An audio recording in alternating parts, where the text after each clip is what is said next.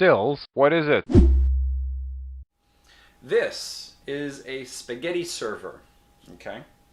It's used to grab the spaghetti and serve it onto your plate. This is a ladle. You use this for soup and sauces.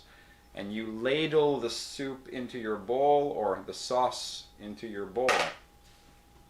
This here, it looks very similar, but you can see that there are holes, and so we call this a slotted spoon, because basically these are slots. Although the word slot normally is something that, you know, like a slot on a mailbox. That's it's usually an opening that we put things into, like mail, for example. This is not really used to put things in, of course, but even so, it's called a slotted spoon. This is called a skimmer. Okay, it's all metal, and I would use this to take out French fries or dumplings from hot oil.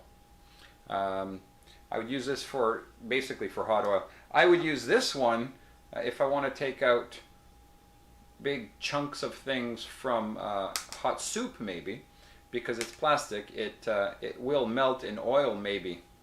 I don't know. Maybe it will. Maybe it won't. I'm not sure. Anyway, this is a skimmer, and this is it's a whisk, and you use this, of course, to whisk things. Okay, you can whisk eggs, or you can whisk whatever, any mixture. I use this to make to whisk soup. I use this to mix up soup and stuff. Make sure that it gets nicely mixed. This is a meat fork. Okay, you would use this for maybe cooking steak, although you're not supposed to poke steak because the blood will come out and all the juices will come out. So it's better to use these, which these are tongs. Okay, so if you're cooking steak, it's better to flip the steak using tongs than to use this. Now all of this, these four things here, these are all knives, okay? And they're different types of knives.